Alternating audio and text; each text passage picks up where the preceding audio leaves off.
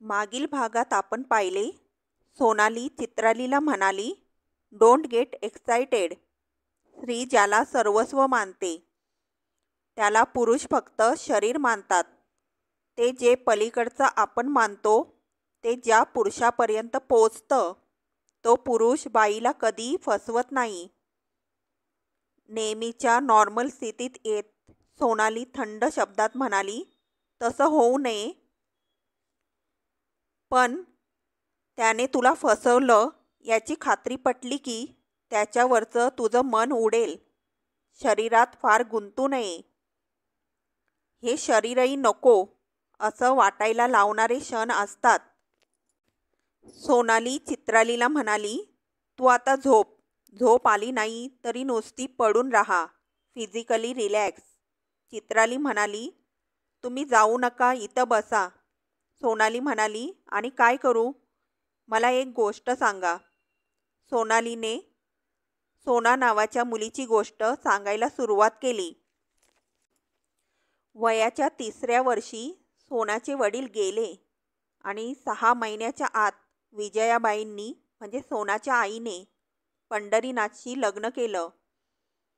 अधूनमधून आपल्या बाबाकडे येणारा हा पंढरी काका सोनाचा बाबा झाला तरी त्याचं काका हेच नाव कायम राहिलं.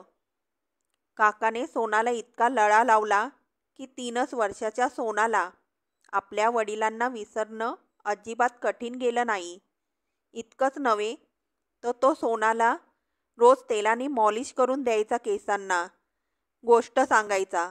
कधी म्हणजे कधी हा नियम मोडायचा नाही. कंटाळा हा शब्द त्याच्या कोशात नव्हता. काही दिवसांनी विजयाबाईंनी काकांना तुम्हाला मुलगी कशी हवी होती हा प्रश्न विचारला आणि काकांनी याचे सरळ उत्तर न देता जिब्रान ह्या उत्कृष्ट स्वयंपाकाची गोष्ट सांगितली. नंतर ते म्हणाले, सोना इथं असताना खरं कसं बोलायचं ती इथून जाईपर्यंत बरं बोलणंच भाग होतं. विजयाबाई म्हणाल्या, आत्ता सांगा. काका म्हणाले, मला तुझ्यासारखीच बायको हवी होती. विजयाबाई चमकल्या. आता पुढे. अरे हो, ते राहिलंच. मला असं सांगायचं होतं की तिथं नेहमीच अप्सरेसारख्या बायका नसतात. बरं, आणि ते मनाचं काय? हां, तेच सांगायचं होतं. जिभेपेक्षाही अत्यंत निर्मळ, सात्विक, उदात्त, दिलदार आणि तितकंच क्रूर, हिडीस, भयानक असं मन असतं. तू आपला जिभेवरच वार कर असं मी जिब्रानला म्हणालो असतो. विजयाबाई नुसतं पाहत राहिल्या. मग काका पुढे म्हणाला, कधी कधी अतिशय गलेलट्ट, अजागळ, ओगळ बायका अत्यंत देखण्या इम्पोर्टेड वस्तू घेऊन विमानातून उतरतात. तेव्हा मनात येतं, ह्या कुरूप बायकांना इतकं चांगलं समृद्ध जगण्याचा काय अधिकार आहे? त्यांच्या हातातल्या चांगल्या वस्तू हिसकावून घ्याव्याशा वाटतात. म्हणून म्हणतो विजयाबाई, मन हा प्रकार वाईटच. विजयाबाईंनी न पटल्यासारखी मान उडवली. मग इरेला पडून काका म्हणाला, अगदी जवळच्या जवळच्या माणसांच्या बाबतीत त्यांच्या मरणाचे विचार मनात येत नाहीत. मुद्दा लक्षात येऊनही विजयाबाई म्हणाला, तसेच लांबच्या माणसांच्या बाबतीत सुद्धा येतात. मान्य, पण तेव्हा आपण आपल्या मनाला चपराक मारीत नाही. आपल्याला दुसऱ्या क्षणी अपराध्यासारखं वाटत नाही, वाटतं का? जाऊ दे, तुम्हाला नीट उत्तर द्यायचं नाहीये हे समजलं. मुलगी कशी हवी होती ह्या माझ्या साध्या प्रश्नाला इतके फाटे फोडाल? विजयाबाईंना मध्येच थांबवीत काका म्हणाला, सोना इथं असताना खरं कसं बोलायचं? ती इथून जाईपर्यंत बरं बोलणंच भाग होतं. आता सांगा, मला तुझ्यासारखीच बायको हवी होती. विजयाबाई चमकल्या. हे उत्तर ध्यानीमनी नव्हतं. ह्या माणसाला आपण आवडतो हे त्यांना माहीत होतं. राजाने परिचय करून दिला तेव्हाच काकाचे डोळे विलक्षण अर्थाने चमकल्याचं विजयाबाईंनी हेरलं होतं. चित्राली कथा ऐकण्यात दंग झाली होती. सोनालीच्या कथनात काही विचारण्याची गरजही निर्माण झाली नव्हती. पण आता सोनालीला थांबवत तिने विचारलं, राजा कोण? विजयाबाईंचा पहिला नवरा. शेवटचा घोट संपवीत सोनाली म्हणाली. आपण कोणत्या व्यक्तीला कुठल्या कारणासाठी किती आवडतो हे बायका ओळखतात. राजाशी लग्न ठरलं तेव्हा काका त्या लग्नाला हजर नव्हता. लग्नानंतर जवळजवळ 2 महिन्यांनी राजाने परिचय करून दिला. हा माझा जीवाभावाचा मित्र. जीवाभावाचे मित्र फक्त लग्नाला हजर नसतात. अगं, तेव्हा तो अमेरिकेत होता. तो मला जवळचा मित्र मानतो, पण तसा तो खूप बडा आहे. काय रे, बरोबर आहे ना? काका गप्प राहिला. त्याच्या पोटात तर्जनी खोचत राजाने पुन्हा विचारलं, मी म्हणतो ते खरं ना? मी बडा आहेच, म्हणून आता अमेरिकेत स्थायिक होण्याचा विचार आहे. काय म्हणतोस?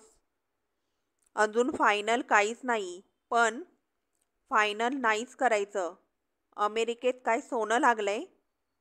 इथंही आता तसं काही कमी नाही. राजाची नजर चुकवीत पण विजयाबाईंकडे एकटक पाहत काका म्हणाला, खरं आहे, इथंही खूप काही आहे. त्या वाक्याने आणि काकाच्या नजरेने विजयाबाई चमकल्या. ह्या माणसाला अंतरावर ठेवायच्या. जितक्याच तितकं. काका अमेरिकेत गेला तर उत्तमच. सुंटी वाचून खोकला गेला. पण सावधगिरीचे कोणतेच पवित्रे विजयाबाईंना घ्यावे लागले नाहीत. खुद्द काकानेच सगळं नातं जितक्यात तितकं ठेवलं होतं. काका त्या दोघांना नाटक सिनेमाला घेऊन जाई. क्वचित लोणावळा, कधी महाबळेश्वर अशा ठिकाणी 2-2 खोल्या बुक करून तो त्यांना विकेंडला नेत असे. पण हे सगळं करताना एक विलक्षण अलिप्तता आणि सावधगिरी असे. एकटा राजा काकासमवेत असला की त्यांच्या गप्पांना उधाण येत असे. पण विजयाबाईंनी बैठकीत पाऊल टाकलं की काका कासवाप्रमाणे आखडून बसायचा. काकाचं वाचन अफाट, व्यासंग दांडगा, मैफल जिंकण्याचं कर्तृत्व तितकंच, लोकसंग्रह अचाट, ऐकत राहावं असं बोलण्याचं कसब. न राहून राजा विजयाला हाक मारून सांगायचा, तू इथं आमच्यात थांबत जा गं. हा काका म्हणजे एक एन्सायक्लोपीडिया आहे. तुझ्यासाठी महिन्यातून एकदा तरी हे असंच आउटिंग करतो, तर तू लांब राहतेस. काका म्हणजे ज्ञानसागर. काका मगाचीच हकीकत पुन्हा सांगायची. न्यूयॉर्कला उतरलात तिथपासून. काका पुन्हा सांगत असे, पण त्यातली किक नाहीशी झालेली असायची. मऊ पडलेल्या फरसाणाप्रमाणे त्या हकीकती वाटायच्या. केव्हा तरी विजयाबाईंनी राजाला सांगितलं, तुमच्या गप्पा गोष्टीत तुम्ही मला ओढत जाऊ नका. का? मी समोर आले की तुमचा काका गप्प राहतो. तुम्ही त्याला माझ्यासाठी काही ना काही सांगायला लावता. ते त्याला मनाविरुद्ध दुसऱ्यांदा सांगावं लागतंय, हे त्याच्या चेहऱ्यावर स्पष्ट दिसतं. घर बसल्या तुला वेगवेगळ्या गोष्टींची माहिती मिळावी म्हणून ही धडपड. त्याला माझी कंपनी आवडत नसेल तर? मग प्रत्येक ठिकाणी त्याने मला आणि तुला का नेलं असतं? न सांगता तुझं तिकीट काढलं नसतं. ते तुमचं मन सांभाळण्यासाठी. आता विचारीन काकाला. काकाला सांगा, मला कुठेही गिफ्ट म्हणून वावरायला आवडत नाही. म्हणजे काय? काही कंपन्या त्यांची एक प्रमुख गोष्ट विकत घेतली की त्याबद्दल गिफ्ट म्हणून काहीतरी देतात.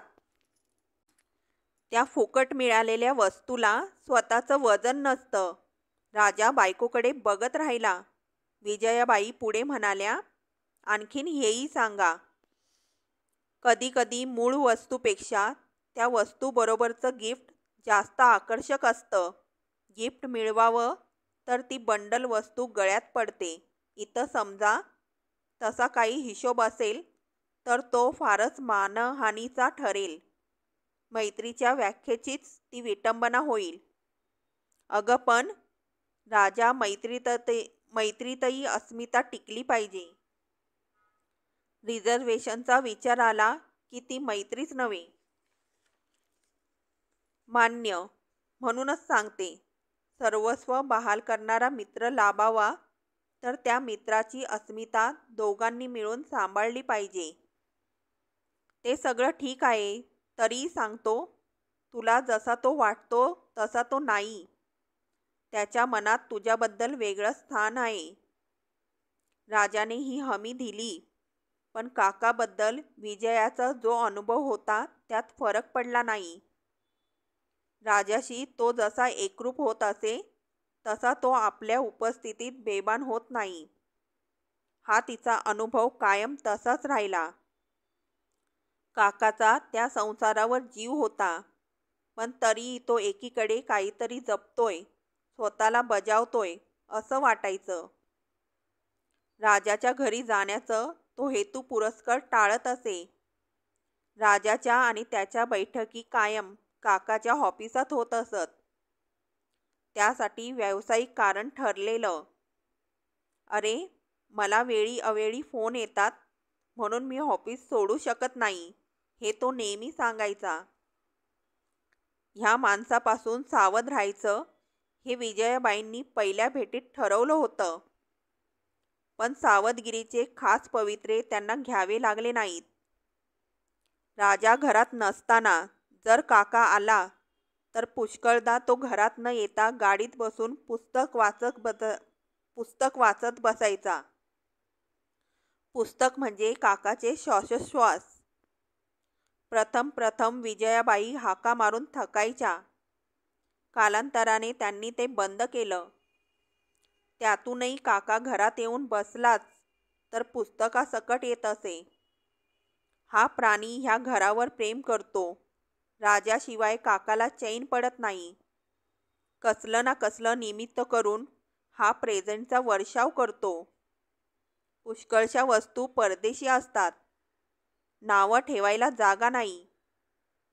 काकाची नजर क्वचित केव्हा तरी आपल्यावर स्थिर होते, तेव्हा वेगळं बोलते. पण हा प्राणी स्वतः काहीच बोलत नाही. हा आपल्याला का टाळतो? योगायोगाची गोष्ट असेल तर वेगळं, पण जे एखाद्या दिवशीच घडतं त्याला योग म्हणतात. रोज कोणती ना कोणती असते ती स्थिती. त्यात चांगले व कठीण योग येतात ते एखाद्याच दिवशी. काकाशी बोलण्याचा योग एकदा आला म्हणजे विजयाबाईंनी तो आणला. नजरेने वेगळं बोलणारा काका तोंडाने साधं व्यावहारिक पण का बोलत नाही, हे विजयाबाईंनी विचारायचं ठरवलं. ज्याला ती लांब ठेवणार होती त्याच माणसाला ह्या परकेपणाबद्दल विचारायचं ठरवलं. विजयाबाईंच्या वाढदिवसाला काका त्या दोघांना बोट क्लबवर घेऊन गेला. राजाला कुणीतरी हाक मारली म्हणून राजा त्या मित्राकडे गेला. सरळ हाक मारीत विजयाने विचारलं, काका, एका प्रश्नाचं उत्तर सारवासारवी न करता सरळ द्यायचं. बोला. तुम्ही मला का टाळता? कोण, मी? मला टाळता एवढं तर मान्य आहे. काका नुसता हसला. आता का ते सांगा. मी तुम्हाला आवडत असावी असा माझा अंदाज. कशावरून? माणूस बोलेनासा झाला की नजर वाजवीपेक्षा जास्त बोलते. नीट ऐका, वाजवीपेक्षा. पण नजर जेव्हा बोलू लागते तेव्हा ती बघायचं काम करत नाही. स्वतःचं नेमून दिलेलं काम ती बाजूला ठेवते. तुम्ही छान बोललात. हे झालं विषयांतर. मला बोलता येत नाही. अवधानाने चांगलं वाक्य गेलं असेल तर तो तुमच्या न दिलेल्या सहवासाचा, पण सातत्याने दिलेल्या विचारांचा प्रभाव आहे. तुम्ही असं का बोलताय? तेही तुम्हाला माहीत आहे. ते बोलणं खरं आहे हेही तुम्ही जाणून आहात. म्हणूनच तुम्ही खरं उत्तर देत नाही आहात. तुम्हाला उत्तर सुचतही असेल. काका गंभीर होत म्हणाला, खरं खरं उत्तर कधी कधी जेबेच्या टोकावरच असतं. वाणीचा ट्रक अडवून बसतं. सिग्नल मिळाल्याशिवाय काही करता येत नाही. सायडिंगला अख्खी गाडी असली तरी काही प्रश्न नसतो. पण आपल्याच ट्रकवर एखादा डब्बा असला तर? ट्रक रिकामा समजा. सिग्नल मिळाला आहे असं माना आणि काय ते सांगा. काका बसलेल्या आवाजात म्हणाला, आज नको, पुन्हा केव्हा तरी. मी तुम्हाला टाळतो ही गोष्ट खरी आहे, इतकंच आज कबूल करतो. का टाळतो याचं उत्तर संपूर्ण आयुष्यात जर मनाजोगती वेळ आली तर सांगेन. ती वेळ आली नाही. त्यापूर्वी राजाच्या घरात पाळणा हल्ला. गर्भारपणात आणि नंतरही लागणारी काही खास औषधं काकाने परदेशातून मागवली. विजयाबाईंशी काही न बोलणारा काका सोनावर प्रेमाचा वर्षाव करू लागला. तो तिला सांभाळायचा, फिरायला न्यायचा, खेळवायचा. इतकंच नव्हे तर स्वतःच्या घरी तिला एकटीला मुक्कामालाही न्यायचा. आंघोळीपासून त्याचा जो काही आवाज असेल त्या आवाजात अंगाई गीत म्हणून झोपवणं, ही सगळी कामं तो भक्तीनं करायचा. प्रपंचाचा कोणताही अनुभव नसलेला काका त्याला संगोपनाचं शास्त्र अवगत कसं, याचं उत्तर विजया, राजा आणि खुद्द काका ह्यापैकी कुणाजवळही नव्हतं. राजाच्या एका वाढदिवसाला असाच महाबळेश्वरचा बेत ठरला. सकाळी सकाळी काकाने गाडी काढली. चेष्टा मस्करी, गप्पा गाणी आणि सोनाचे चिमखडे बोल. महाबळेश्वर कधी आलं समजलं नाही. नेहमीच्या हॉटेलातल्या जेवणाची सुस्ती ओसरायच्या आत काकाने विचारलं, क्षेत्र महाबळेश्वरला येणार का? चला. सगळी निघाली. पण अर्ध्या वाटेवरच राजाचं डोकं एकाएकी दुखू लागलं. सोना, बाबांच्या कपाळाची पापी घे, म्हणजे त्यांचं दुखणं कुठल्या कुठे पळेल. सोनाने पापी घेतली. काकाने त्याला ॲनेसिन दिलं. जेमतेम 5 मिनिटं राजाला बरं वाटलं. इतरांचा हिरमोड नको म्हणून त्याने चेहरा हसरा ठेवायचा प्रयत्न केला, पण नंतर ते त्याच्या हातात राहिलं नाही. तुम्हाला खूप त्रास होतोय ना? राजाने मान हलवताच काका म्हणाला, अरे मोकळेपणी बोल की. संकोच कसला? काकाने गाडी पुण्याकडे वळवली. राजाला आता डोकेदुखी पेलवत नव्हती. कपाळावर तो बुक्क्या मारून घ्यायला लागला. कणू लागला आणि 5 गणी यायच्या आतच त्याला उलटी झाली. पुण्याला सुजाता नर्सिंग होमकडेच सरळ गाडी वळवण्यावाचून गत्यंतर नव्हतं. पण राजाची अवस्था पाहून डॉक्टर नेरकर म्हणाले, take him to Jahangir nursing home. तिसऱ्या दिवशी राजाने सगळ्यांचा निरोप घेतला. काका त्यानंतर विजयाबाईंना भेटला. तो राजाचा इन्शुरन्स क्लेम आल्यावरच. ते काम त्याने महिन्यातच केलं. तोपर्यंत विजयाबाईंनी वैधव्य ही आपली कायमची पदवी हे सत्य पचवलं होतं. सासरच्या आणि माहेरच्या माणसांचं सांत्वनाचं कार्य संपलं होतं. सोनाकडे बघून तुम्ही दुःख आवर्त घेतलं पाहिजे, हे वाक्य इतके वेळा इतक्या लोकांनी ऐकवलं होतं की आता अंगावर रॅश येण्याचं बाकी राहिलं होतं. काका भेटायला आला तेव्हा तो एकही वाक्य बोलला नाही. तो तासभर नुसता बसून राहिला. प्रसंगाचं गांभीर्य 3 दिवसाच्या चिमुरडीला समजलं होतं. ती काकाच्या मांडीवर शांत बसून होती. राजाच्या बँकेने मला नोकरी देऊ केली आहे. उत्तर पाठवलंत? नाही. विषय निघाला तो व्यावहारिक. विजयाबाईंना रडायचं नव्हतं आणि काकाही सांत्वन करण्याच्या मनस्थितीत नव्हता. शरीर हे एकच साम्राज्य असं आहे आणि इतकं महाकाय आहे की त्याला एक राजधानी पुरत नाही. आवेग आणि विवेक ह्या दोन राजधानींना अंमल इथे चालतो. एकमेकींचं अस्तित्व आणि महत्त्व दोघी जाणतात. एकमेकींचं एकमेकींवर अतिक्रमणही होतं. त्यावेळी संपूर्ण साम्राज्य जिचं प्राबल्य जास्त तिच्या स्वाधीन केलं जातं. राज्याचं होणारं नुकसान नंतर दोघीही भरून काढतात. अधिकार आणि अंमल ह्यात ज्या राजधानीची सरशी होईल त्या प्रमाणात साम्राज्याचा डोलारा टिकतो किंवा कोसळतो. विवेक ह्या मुख्यमंत्र्यांचे 5 सल्लागार.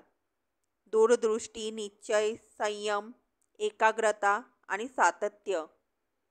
आवेगाचं राज्य अनेकांच्या हातात.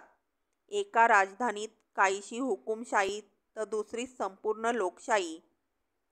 षडरिपूंच्या मंत्रिमंडळाबरोबरच प्रलोभनं, जाहिरात, प्रसिद्धी, अपयपान, भ्रष्टाचार ह्या सगळ्यांचं थैमान आहे.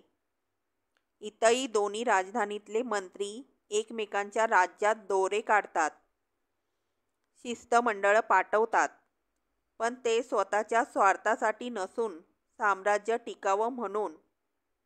साम्राज्यापेक्षा दोन्ही राजधानीत स्वतःचं पद मोठं मानलं जात नाही. काका आणि विजयाबाई आता सावरल्या होत्या. दुःखावेगाने दोघांचंही साम्राज्य विलयाला गेलं होतं. पण आता हलके हलके दोघांनीही राज्याचा कारभार दुसऱ्या राजधानीकडे द्यायला सुरुवात केली होती. म्हणूनच दीर्घ कालावधीनंतर झालेल्या भेटीत प्रथम विषय निघाला तो व्यवहाराचा. काकाने विचारलं, उत्तर पाठवून द्या. तुम्हालाच विचारायचं होतं. मन गुंतवण्यासाठी व्यवसाय हवाच, पण सोनाचा प्रॉब्लेम सोडवायला हवा. राजाचे आई वडील मुलगी मागतायत आणि माझी आईही सांभाळायला तयार आहे. मग वडिलांचं छत्र नियतीनं नेलं आणि नोकरी पत्करली तर आईची फारकत व्यवहार करील. काका पटकन बोलून गेला, तुम्ही नोकरी करू नका. सोना भांबावून जाईल, करपून जाईल. दोघींचा भार कुणावर टाकू? काका गप्प राहिला.